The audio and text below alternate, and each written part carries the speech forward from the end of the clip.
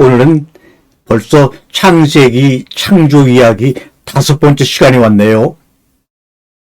오늘은 어떤 주제를 가지고 함께 말씀을 나눌까 생각했을 때 예수님의 이런 얘기가 기억나더라고요. 회개하라, 천국이 왔다, 이런 말이죠. 우리는 가까이 왔다고 번역이 되어 있지만 사실 그 원문을 보게 되면 천국이 이미 도래했다고 말씀하시죠.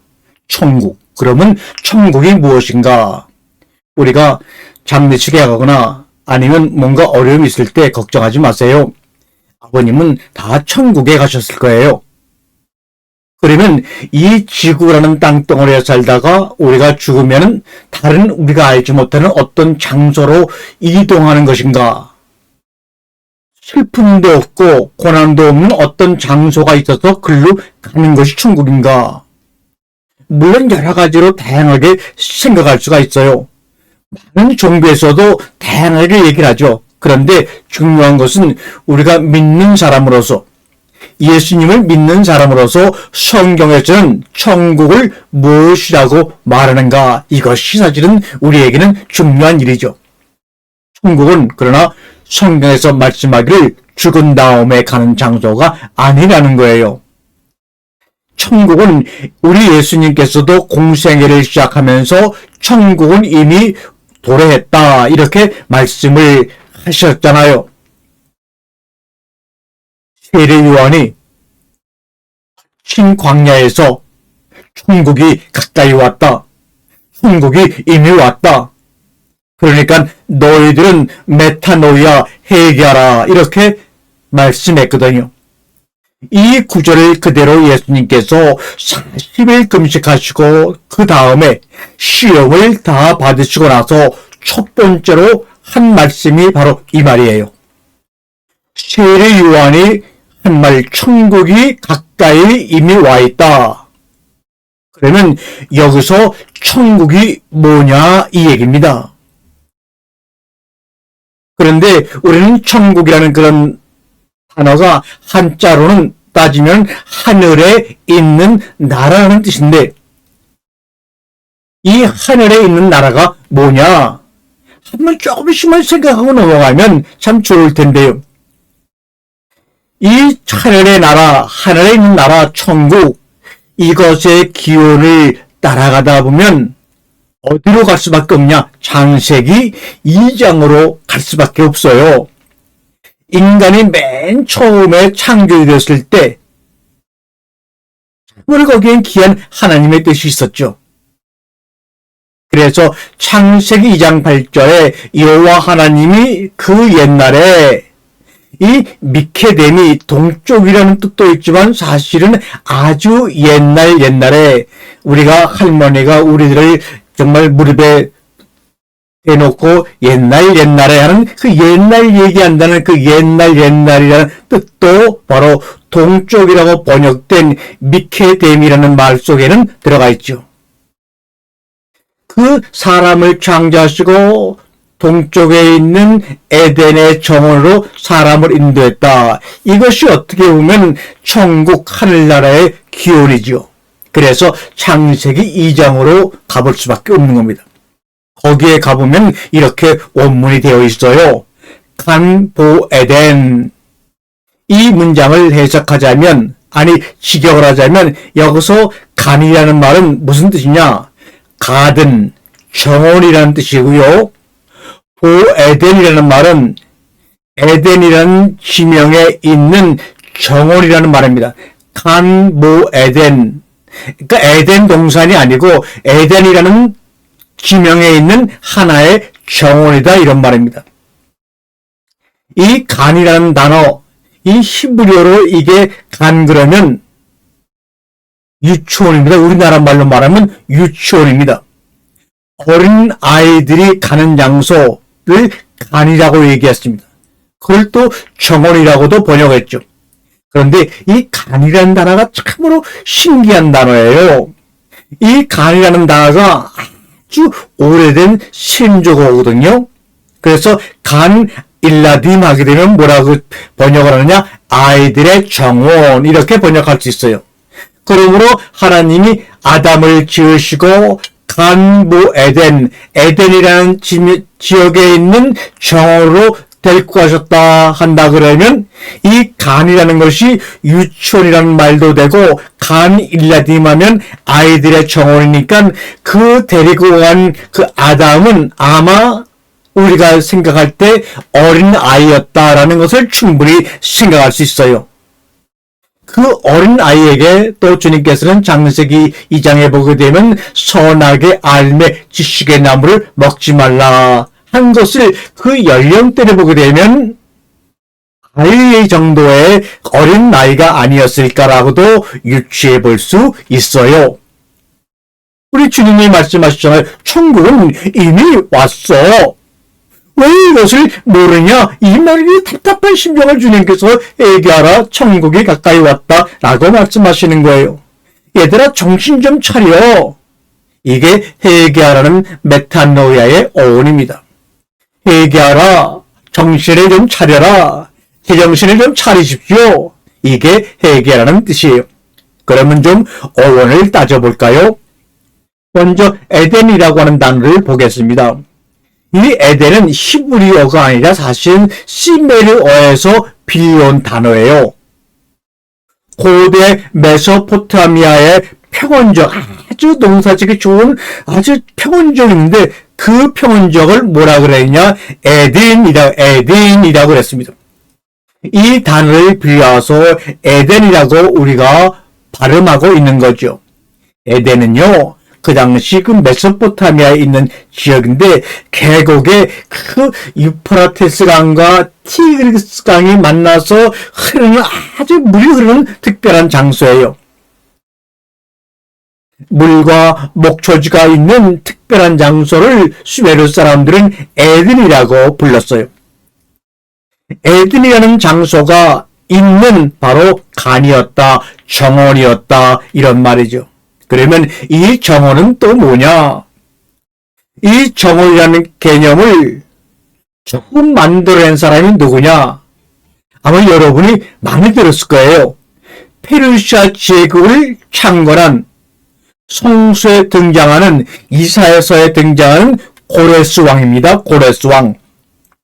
이 고레스 왕이 중앙아시아를 다 통일하고 페르시아 제국을 창건하면서 맨 처음에 그 기원전 6세기 말이죠.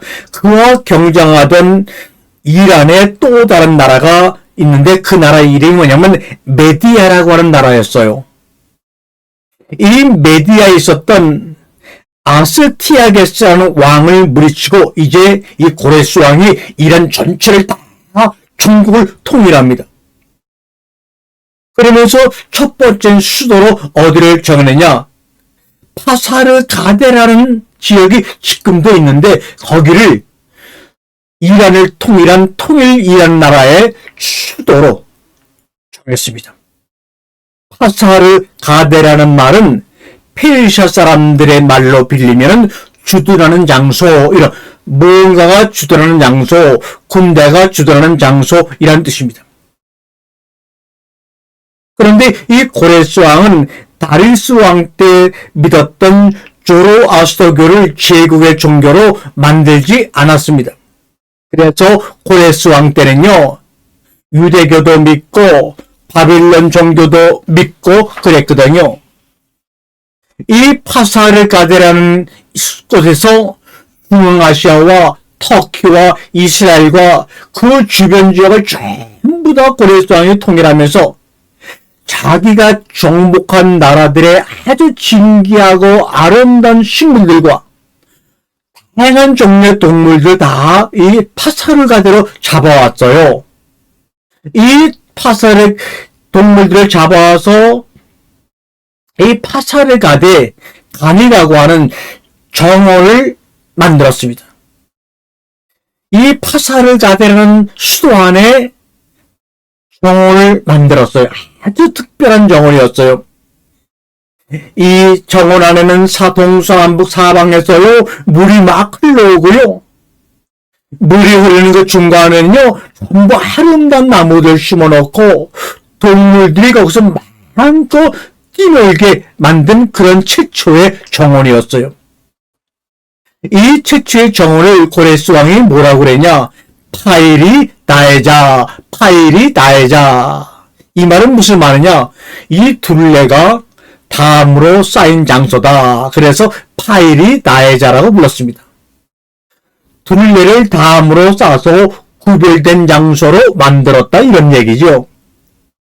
그런데 이 장소를 누가 구경을 했느냐?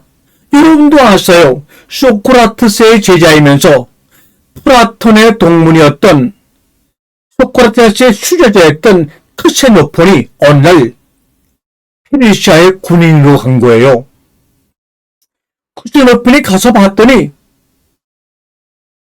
이 페르시아는 소위 말하는 민주주의로 인기주의를 영합하는 아테네와는 전혀 달리 이 왕정이 너무나 잘 진행이 되고 아주 자기가 보기에 이상적인 왕이 있었던 거예요.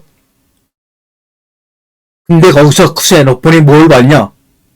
고레스 왕이 만든 정원을 보고 깜짝 놀란 거예요. 파일이 나의 자, 이 단어를 그대로 크세노폰이 그리스어로 차용해서 썼습니다. 이 파일이 나의 자라는 말을 파일이는 그리스어로 파라로 번역을 하고 나의 자는 나이스라고 번역을 해서 크세노폰이 파일이 디의 자라는 말을 파라다이스라고 번역을 한 겁니다. 영어의 파라다이스도 바로 여기에서 생긴 단어지요. 그러니까 파라다이스라는 단어는 그리스어로부터 왔는데 그리스어는 사실 고대 페르시아어 파일이 나의 자로부터 왔다는 거예요. 그러니까 지금으로부터 2600년경에 최초의 정원이 바로 이사야서에 나오는 페르시아 왕 고레스 왕이 만든 아주 기가 막힌 정원입니다. 그래서 지금도 서양에서는 귀족이 되기 위해선 두 가지를 해야 된다고 하죠. 첫 번째는 자연을 알기 위해서 정원을 잘 가꿔야 되고 두 번째는 동물들을 잘 다루기 위해서 동물의 마음까지 읽기 위해서는 승마를 해야 되는데 이 두 가지가 정원을 만들고 승마를 잘하는 것이 귀족들이 해야 되는 의무라고 생각을 해왔습니다. 그래서 파라다이스라는 개념이 나왔죠. 파일이 나의 자. 그래서 파라다이스라는 낙원이라는 개념이 여기서 나왔는데 이 단어가 특별한 장소, 사막에서 사람들이 먹을 것도 없고 물도 구하기 힘든데 여기에는 물이 흐르고 동물들이 있는 이상적인 공간이 된 겁니다. 이렇게 이상적인 공간이 되면서 이 공간이 이제는 신약 성서 안으로 들어오면서 예수님 시대에 특별히 유대인들한테 나라를 잊어버리고 고통당하는 가운데서 우리가 이 세상에서 다음 세계로 우리가 하나님을 위해 순교했을 때 다음 세계로 갔을 때 그 세계가 어떤 세계냐 고민하기 시작합니다. 그러면서 그 용어를 복음서에서 두 가지 용어로 사용했어요. 첫 번째 용어는 하늘나라이고 두 번째 용어는 하나님의 나라입니다. 그래서 신약 성경에 보면 하나님의 나라, 하늘나라라는 개념을 파라다이스라는 개념을 대신해서 이렇게 사용합니다. 그리고 그리스에서는 바실레이아라는 단어를 써서 왕국, 킹덤이라는 뜻으로 사용을 해서 하나님의 나라, 하늘나라, 바실레이아 이렇게 사용합니다. 이것은 무슨 말이냐? 하나님이 다스리는, 하나님이 치리하는 장소의 개념으로 바실레이아 또는 바실레오스 왕이라는 뜻이죠. 또는 하늘의 뜻이 충만한 지역, 바실레이아 이렇게 사용했습니다. 그런데 예수님이 그리스어를 모르시니까 그리스어를 썼을 리가 만무하고 이 단어는 특별히 유대인들과 고대 히브리어로 왕국이라는 개념이 있습니다. 왕국. 왕국이라는 개념은 히브리어로 말쿠스라는 말은 말쿠스라는 말은 왕이 다스리는 상태라는 뜻입니다. 그래서 쿠스라는 것이 추상명사형 어미이기 때문에 왕이 치리하는 이상적인 상태, 이것을 말쿠스라고 히브리어로 말합니다. 이 얘기를 듣고 히에로 스미스라는 교부가 정신을 딱 차린 거죠. 아, 이거는 하나님의 나라나 하늘나라는 어떤 장소의 개념이 아니라 추상적인 통치 개념이구나. 그래서 하나님의 통치, 하나님의 나라, 이렇게 말합니다. 하나님의 뜻이 이루어지는 통치 또는 하나님의 뜻이 이루어지는 상태이지 나라가 아니라는 것입니다. 그러니까 우리가 아는 천국이라는 것이 시간과 공간적으로 별도의 공간으로 우리가 가는 그런 장소가 아니라 상태입니다. 그 상태는 지금 우리가 여기에서도 이루어질 수 있는 거거든요. 그래서 예수님께서 천국이 올 것이다, 가까이 왔다라고 말씀하지 않으시고 천국이 얘들아 이미 왔어, 이렇게 말씀하셨어요.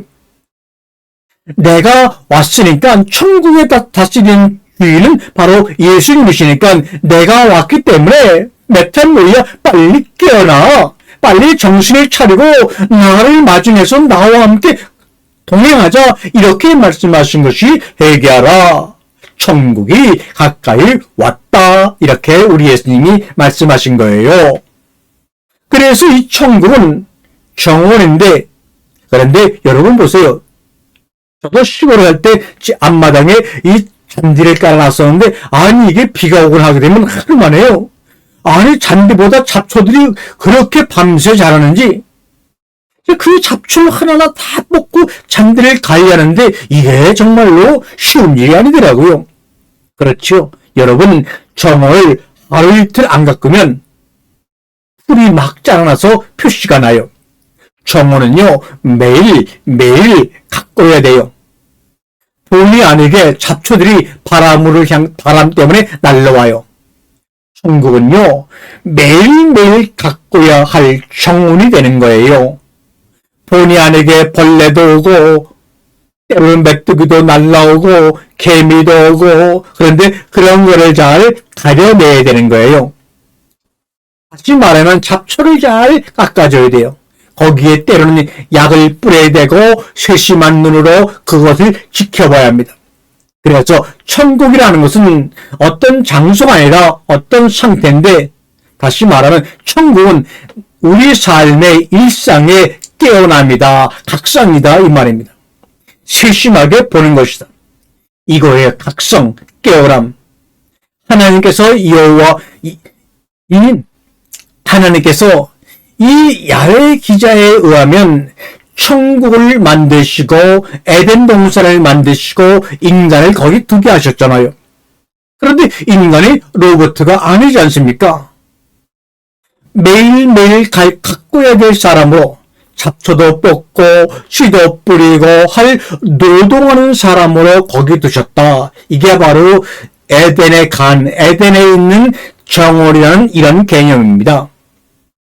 누가복음 17장 20절과 21절을 잠깐 보면요, 바리새인들이 하나님의 나라가 언제 오느냐고 물으니까 예수님이 이렇게 말씀하시죠.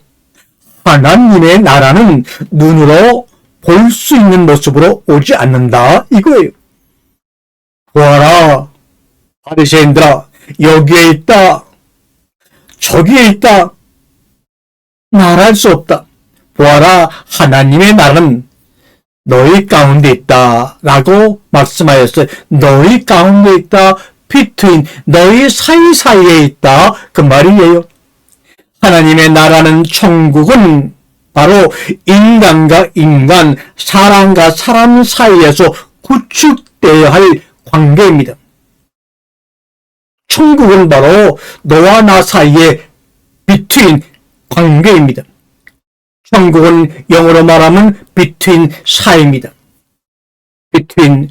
우리가 어느 장소에 갈 때 그 장소가 좋은 장소라고 하지만 사실은 그 장소가 참으로 좋은 장소가 되기 위해서는 그 장소에 대한 기대와 그 장소에 대한 존경심이 있어야지만 그 가운데서 생기는 거거든요. 천국은 사이이면서 그 과정입니다. 이거예요. 누가복음 11장 20절부터 21절의 내용이기도 합니다. 이 내용이 마가복음에서는요, 천국에 대해서 몇 가지로요? 세 가지로 말씀하세요. 천국은 밭에 감추인 보물이다. 천국을 보물이라 그랬고요. 두 번째는 진주를 구하는 상인이라고 했어요. 상인, 인간이라고 했습니다. 인간. 그런데 인간의 진주를 구하는 상인이라고 그랬어요.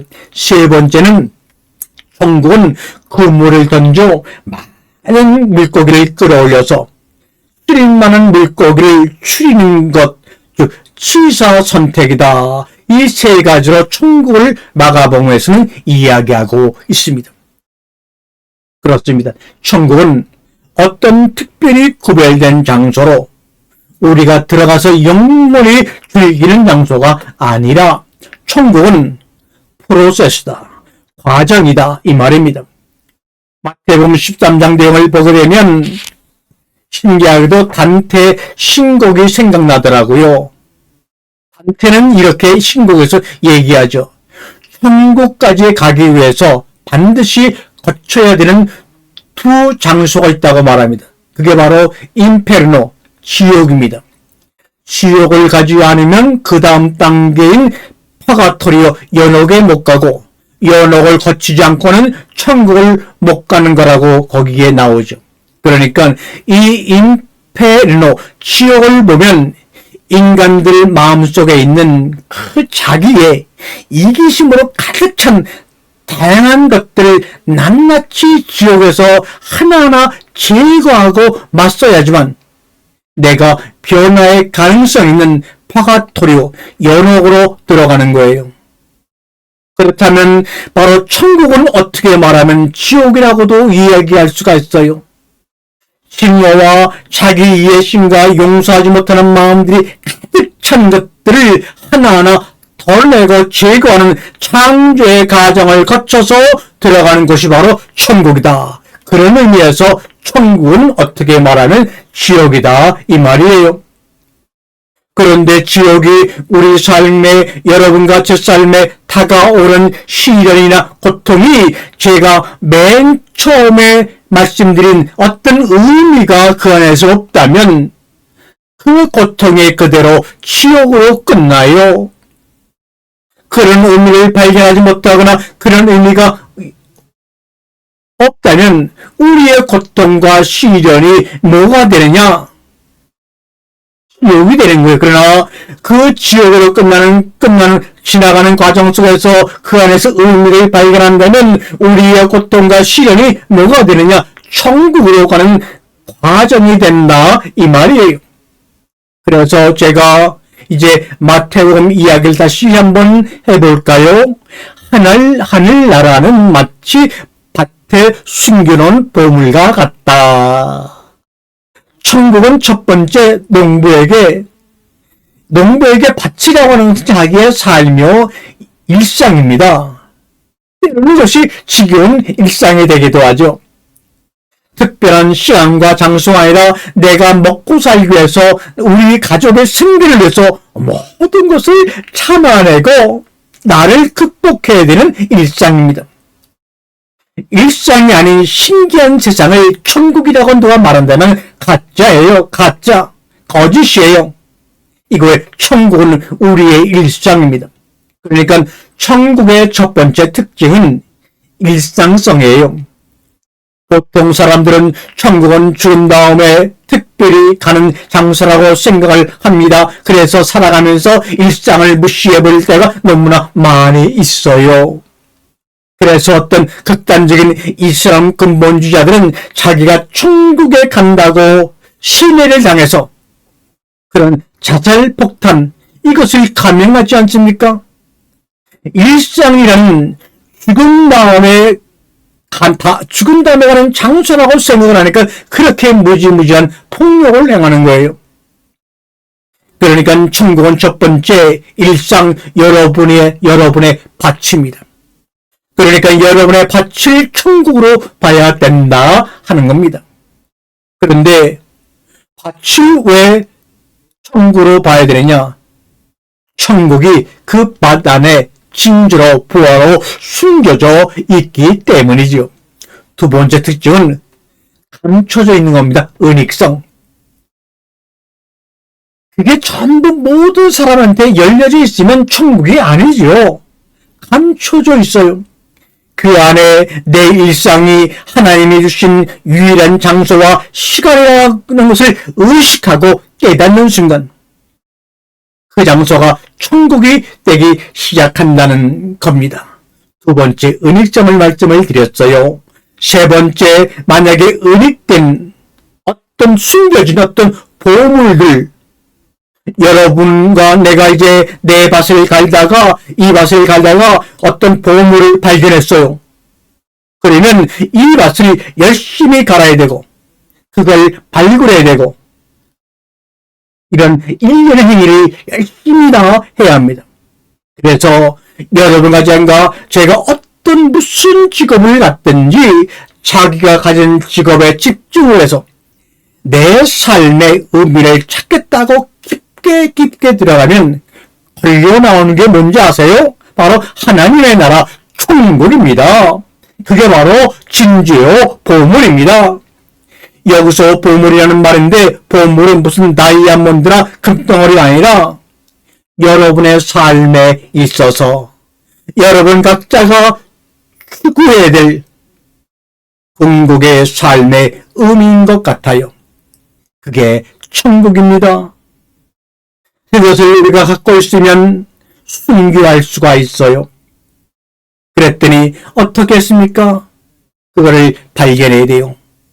발견이라는 단어가 디스커버라고 하지 않습니까? 영어로 디스커버. 이 말은 무슨 말이냐? 커버된 거, 감춰진 것을 벗겨낸다는 말이죠. 제자리에 숨겨 놓았던 것, 이 사람이 우리가 커버를 벗기는 것이 바로 뭡니까? 발견입니다. 이 발견한 밭에서 이것을 보물을 발견한 사람은 소장농이에요. 가난한 소장농입니다. 자기 밭 주인이 아니에요. 다른 사람의 밭에서 일하는 소장농인데 그래서 발견한 보물을 다시 덮어놓고 기뻐하면서 집에 들어가서 야, 내가 저 밭을 내 소유로 만들어야 되겠다. 그래서 이 소장농이 자기가 가진 것을 다 팔아서 이 가진 것을 다 팔았다는 것은 뭘 의미합니까? 그것은 희생이라는 겁니다. 희생. 천국은 여러분이 가진 것 모든 것을 희생하고 다 팔아도 아깝지 않은 궁극적인 한 가지 가진 것을 다 팔아서 그 밭을 사는 일련의 과정이 바로 천국의 삶이에요. 하나님이 우리를 모든 인간을 에덴 동산에 두셨는데 그 에덴 동산이 내 천국의 삶이라는 거지요. 첫 번째는 농부에 관한 이야기를 말씀드렸고요. 두 번째 보세요. 두 번째는 값진 진주 하나를 발견하면 값진 것을 다 팔아서 그것을 산다 합니다. 한나라는 진주를 구하는 사인과 같다고 말합니다. 상인인데 뭘 사야 되느냐? 뭘 사야 돼요? 네, 진주를 사야 됩니다. 그런데 여간기에서 사기가 쉽지가 않아요. 좋은 진주, 최고의 진주를 구하는 상인과 같다고 말합니다. 그러니까 천국은 추구하는 겁니다. 추구하는 겁니다. 우리가 왜 천국을 살지 못하느냐? 좋은 진주가 뭔지 몰라서 그래요. 자신에게 어울리는 좋은 진주를 구하는 사인 같다고 말하지 않습니까? 그가 값진 진주를 하나 발견하면 역시 가진 모든 것을 판다는 거예요. 희생한다는 거예요. 그러면서도 아까워하지를 않아요. 세 번째, 하늘나라는 바다에 그물을 던져서 천국은 때때로 너무 허무하고 너무 무모하기도 합니다. 바다에 그물을 던지는데 천국은 남이 보기에는 무모합니다.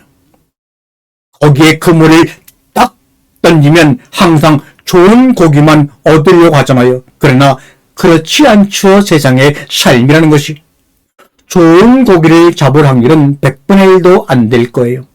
그러나 열심히 포기하지 않고 그물을 던지는 사람과 마찬가지라는 겁니다.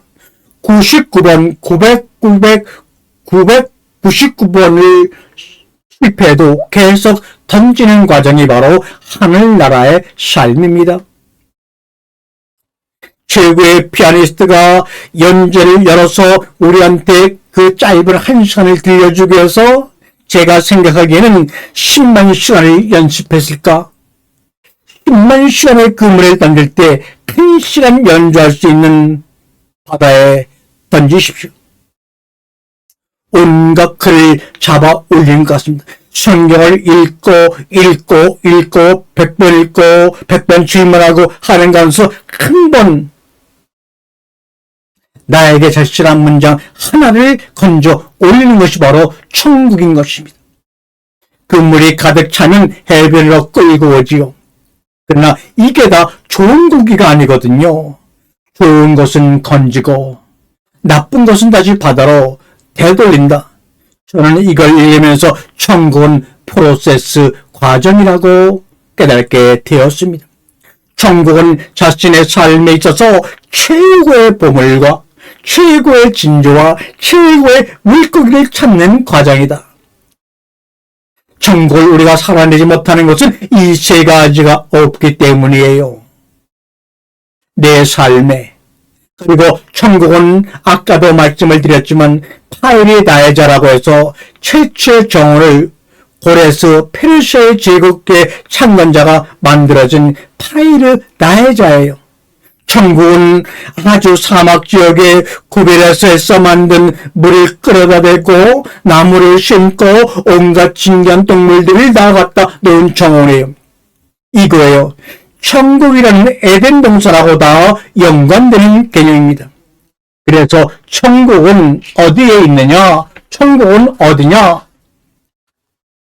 결론을 말씀드리면 천국은 어디냐?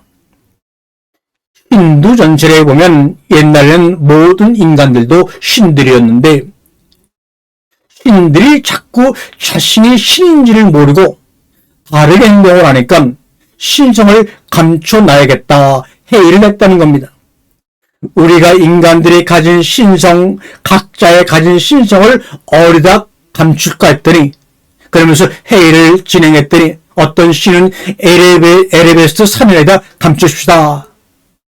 그랬더니 브라크라마라고 하는 최고의 신이 그 높은 산에 감춰도 인간들이 금방 찾는다. 그러면 바다 밑에 깊숙이 감출까요? 그것도 금방 찾아. 그렇게 논쟁하는 가운데서 브라크마라는 신이 내가 생각하기에 인간들이 찾지 못하는 장소가 바로 하나가 있다. 거기다 감추자. 그게 뭔데요? 바로 인간들의 마음속이다. 그래서 인간들 마음속에 우리들의 마음속에 천국을 숨겨놨다. 그런 얘기를 여러분에게 드리면서 오늘 말씀을 마치고 다음번 시간 6강에서 여러분을 만나도록 하겠습니다. 샬롬 샬롬.